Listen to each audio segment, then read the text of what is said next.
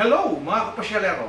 Tara at samahan niyo kong magluto ng isdang dilat at ito ay isisigang natin sa bayabas. Tara mga kapasyalero, samahan niyo akong magluto!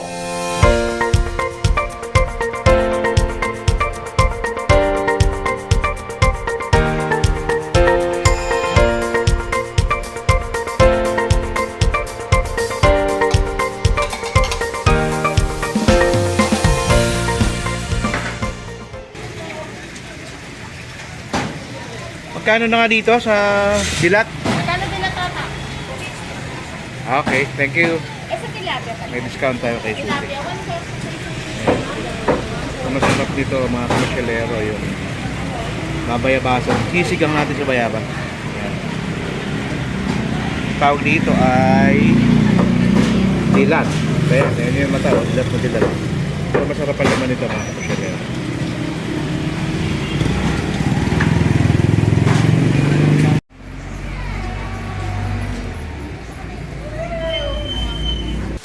At pag uwi sa bahay ay igayak na natin yung ating mga sangkap. Unahin natin yung kangkong, yung ating siling berde, lagyan din ng okra, at syempre, yung ating bayabas na magpapasarap sa ating sinigang na dilat. At ito na nga yung ating isdang dilat na nabili natin sa halagang 250 pesos ang kilo. Medyo mura dahil suki na rin natin yung ating nabilan. At itong ganitong mga isda ay hindi madalas yung makikita sa pamilihan o sa palengke.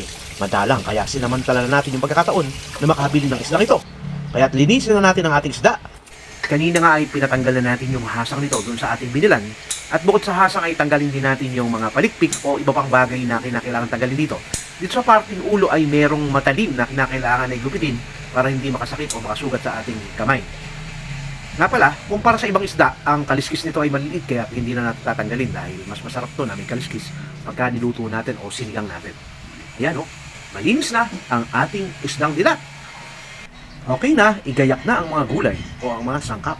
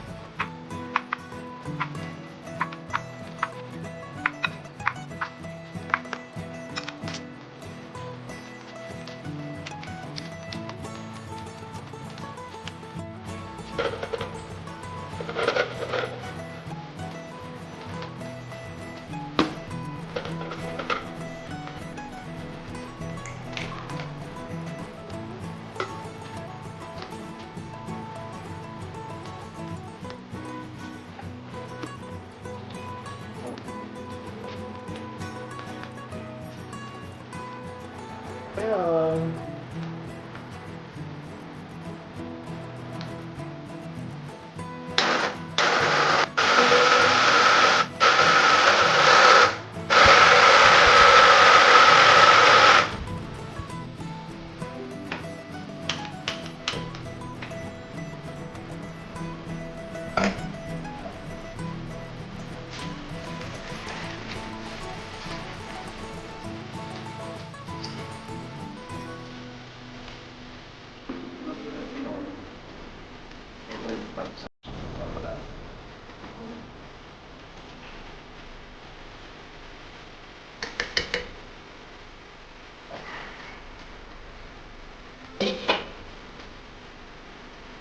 Isama na rin natin mga kapasyalero itong ating pininong bayabas. Ito yung magiging flavor ng ating sinigang.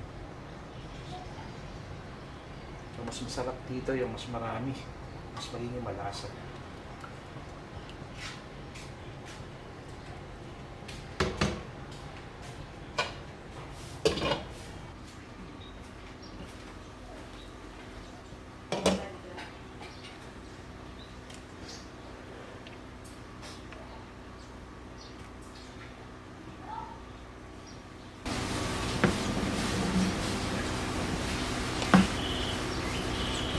Yan. Kulay na kulay yung bayabas natin, no? Tingnan nyo. Kasi dumi-dumi na siya. Matikman natin yung lasa kung lumata yung bayabas.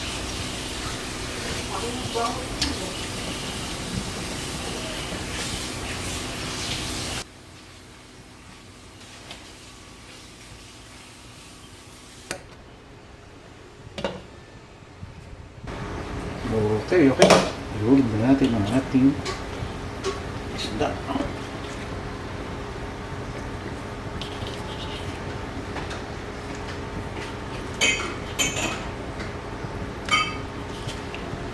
Tuloy, pangangapaw.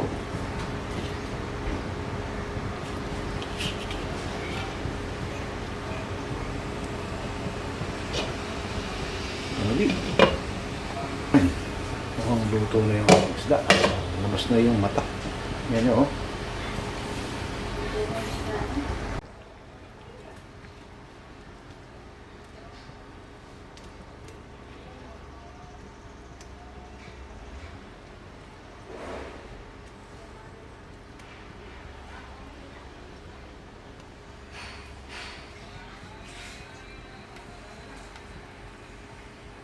Ang kangkong, wow!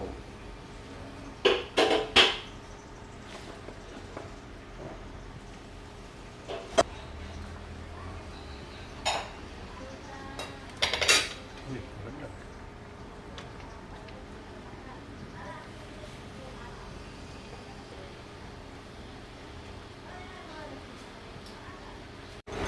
Luto na ang ating sinigang na dilat. Oh, ayan. Tingnan nyo, ang sarap oh. Kumukulo-kulo pa. Tara mga kapasyal, oh. Kain na tayo!